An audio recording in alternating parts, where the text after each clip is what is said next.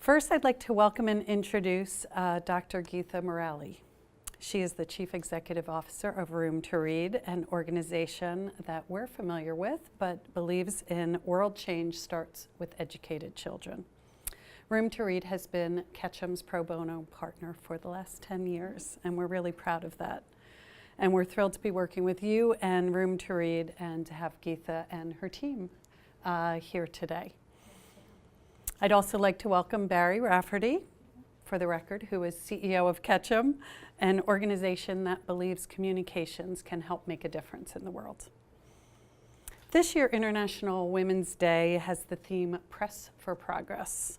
We're excited to hear from both Geetha and Barri today about how they as individuals and how their organizations are pressing for progress in the boardroom, the classroom, and beyond.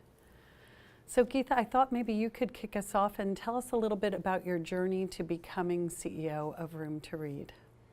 Well, first of all, just thank you for having me here today. I can absolutely say that if I look back on my trajectory, I would have never guessed that this is where I would be at this stage in my career. I went through my education quite quickly with an urgency, and we'll talk a little bit about my life as we go through the presentation today, but went through with an urgency that was driven by the fact that if I don't get educated quickly enough, that somehow this train of life was going to leave the station without me. And so I found myself at 22 with a bunch of degrees, making a lot of money, and just feeling very flat and feeling like I wasn't contributing to the world in the way that I was intended to.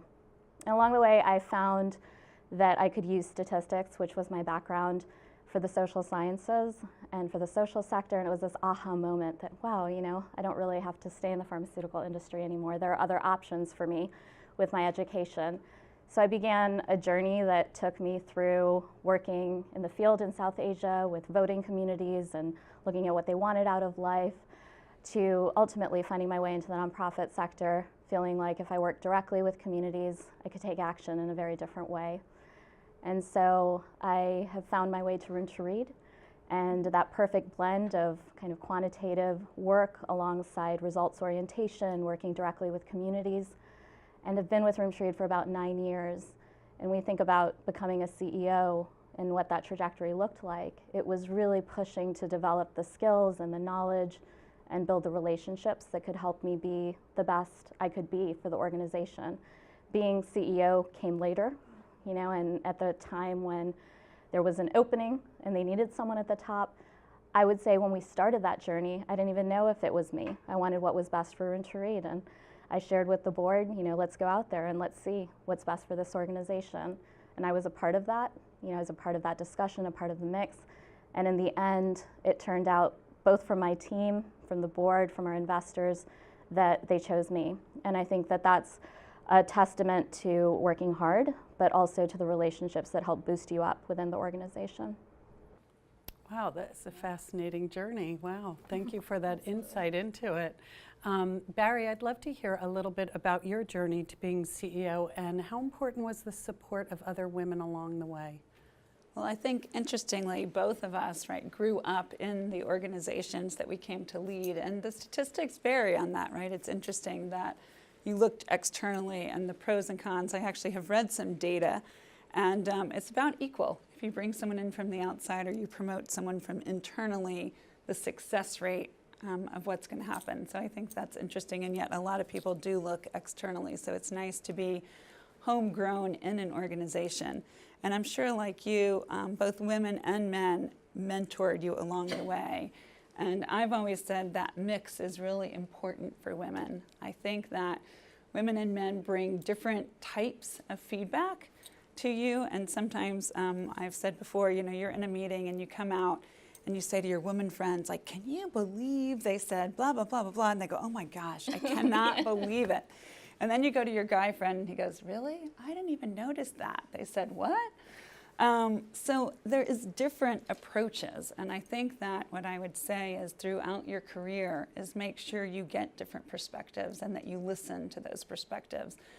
I often say feedback is a gift, and sometimes we don't love the feedback we hear, but once you absorb it and let people push you out of your comfort zone, encourage you to do something different, maybe encourage you to do the same thing differently.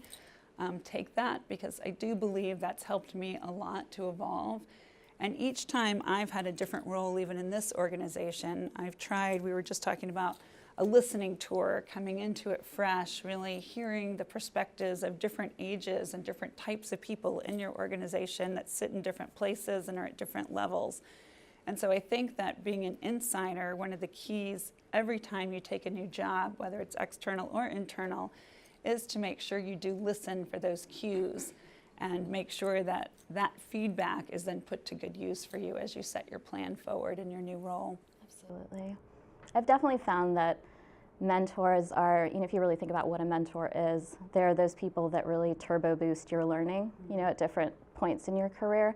And I think sometimes we make the mistake of going out and seeking that one mentor when in fact you can learn something from so many different perspectives and individuals, and put together, they really do enrich your experience, they enrich your perspective, and I think your ability to lead ultimately. Great points about the importance of mentoring. I think I'm going to do an inventory of mine after this and think about how I want to evolve it. So thanks for those tips. I'm curious, Barri, has becoming CEO had any unexpected effects on your life inside or outside the office, in the community, in your family, or even here at work? Well, I think one thing is, and Mindy's seen, the invitations to speak and have platforms come in much more frequently. And I think deciding how to use your time is something I didn't expect as much. I kind of felt like I was in a big role and would continue kind of on the similar things. And now I have different opportunities. And one of the things I think that's been the hardest is sometimes to say no, because you kind of wait a long time and you want to be out there and speak at everything, and you want to be here for your clients and here for our talent. And so to me, probably the thing I didn't expect the most was having to be more comfortable turning things down and really prioritizing on an ongoing basis where to spend my time. Mm-hmm. And I think that shift has been interesting, and there's new pulls on that. So it's really important to be self-aware and work with the people around you to make sure you make the right choices. The cloning program hasn't been successful yet. If anyone out there has that idea, let me know. Yeah. I'm all in to double down. I'd love to hear you also, just as becoming CEO, what unexpected things have happened for you? Yeah, I think very similar to what Barri was speaking to, the prioritization. I think added to that is just the incredible responsibility of those decisions and feeling that a lot more. That sense of accountability. And I think for us as an organization, given that our ultimate goal is reaching more children in more places, a consciousness of my decisions are going to impact how many children we're going to reach this year, and feeling that sense of responsibility, not only for the organization, but for the team and their ability to deliver, I think I take very seriously, and it wasn't something I was expecting to feel, as intensely as I do right now. Mm. Yeah, so true. Yes, it is really true. Let's talk a little bit about pressing for progress. Let's start in that fantasy world of you get to choose your own superpower. What superpower would you choose, and how would you use it to help advance equality? I'll jump in. It's an interesting one, right? And last week, after seeing once again the pay equity issues in our own industry, it just truthfully appalls me that we have not made more progress. There's progress, but it's minimal. So I think for me, the superpower would be the ability to have a laser focus that would force people to have no bias whatsoever. And I think that starts at a really early age, right? A lot of data out there, but if we could eliminate bias in society, and if everything was viewed through an equal lens, I think we'd see a very different world. Pay equity, it's a great superpower. How about you, Geetha? I think I would want the ability to travel across time, that kind of Marty McFly type superpower where you could really show people what the future could look like if you made decisions differently now. And I know for myself, and I was referencing this earlier, just in my own lifetime, from a family where child marriage was pretty common, where my grandmothers got married at 2 and 14, to see a decision that my mom made changed the trajectory of her entire family, where all 4 of her sisters were educated because she decided not to get married young, and she pushed to leave the home and get educated. And to see, those 5 women succeed, and to mentor me, when we talk about sort of the most powerful mentors in your life, to see what's possible when women are educated and change their lives and how they can change generations. And if I saw that just in my lifetime, what's possible for the future, and those people who are dragging their feet right now to make change, I think if they saw that future, they'd perhaps sprint ahead with a little bit more excitement. So where did you grow up? I must know. A combination of New York and India. It was fascinating to be exposed to a very different set of cultural norms as a youngster and as a young woman. And I think having that perspective makes me, really value every decision that I make now in life, and recognize that if decisions had been made differently in my family, I probably wouldn't have those opportunities right now. Well, clearly you both do have superpowers already because you are the CEO of your organizations. What advice would you have to anybody out here who wants to be a CEO in the future? Barry, do you want to take it first? I mean, I think there's several things. One is, I would say, be focused on what you really enjoy. If you're at a place where you can bring your whole self to work, feel like you're learning, being developed, trying new things, that's key. And I would also continue to encourage you to, when opportunities come up that might be out of your comfort zone, jump and take them. I think the greatest learning has been some of the things where I've gone into a new account or a new role, or tried to develop a business even within Ketchum, and been what I call entrepreneurial in an entrepreneurial way. But those things are not always easy, and making that jump out of your comfort zone is key. And the other thing I would say is really learn from the bosses and people you see that are really good bosses, but also learn from those that are not. I think sometimes the greatest learnings are when you're not treated sometimes the way you believe you should be, and to really take the time to think about, what kind of leader or manager do I want to be? When people come into my office, do they leave with more energy, less energy, or about the same? And if you can make sure that when people come into a meeting with you, that they leave with more energy, that their ideas are growing, that they're thinking differently, that to me is part of that career trajectory that's going to take you a lot of places. And to be honest, when I was at most of your age or your levels, I didn't know where it would take me. And I also think just enjoy the adventure, have goals and next goals and next goals, but also don't be too hard on yourself too early in your careers. Great points. How Yeah, about you, Geetha? I absolutely agree with all of that. I think sometimes we get too caught up in the 5 and 10-year plans and miss out on the opportunities in front of us. And in addition to the kind of skills and the knowledge that I think you have to continue to develop in yourself, both through your own activities and experiences, through your mentors, really focus on building relationships with people who can help you and lift you up. And I can't, emphasize that enough, that relationships matter. They help the world go round, and the way you treat people comes back to you in different forms, and your network matters, especially for organizations like ours that work globally. You will always need help. You will always need someone to reach out to test your ideas, to test your decisions. And having a peer network, having a mentor network, having partners that really can help you when it's an area that you might not be as comfortable with. And I can talk about the Ketchum Room to Read relationship in that context, where Room to Read's focused on implementing programs in the field, and we might not know how to tell our story the most effective way possible. So working with Ketchum for the number of years we have has helped lift us up as an organization, make us more visible, help us tell our story better. And as we evolve into a more established brand and into a household name in this sector, we lean on partners like all of you to help make us stronger. And so I think just continuing to value your relationships is probably one of the biggest learnings that I took during the journey. And the other thing I would say to women is, we don't always ask the favors that men ask. And so not to be afraid to leverage those relationships, whether it's when you need help, and it could be anything. You could be trying to get to a reporter or an influencer and need some help, and by asking people, You know, it could be as your child needs an internship or a job or things. And I do find that women are still less kind of, do you mind? Is it okay? Men are like, can I have your help? And so I would just encourage us to think about how to use those relationships. And it's give and take. You have to give to get, but to do both throughout your careers. Get rid of the reluctance, be assertive. Yeah, be more assertive. Yes. And return the favor. Mm-hmm. Yeah, great, great tips from both of you, managing your energy, managing your network. Let's talk about, Geetha, how you're pressing for progress within Room to Read and the broader world.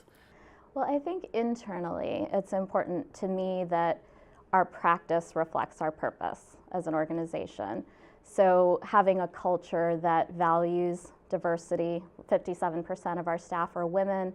We are operating across 15 countries.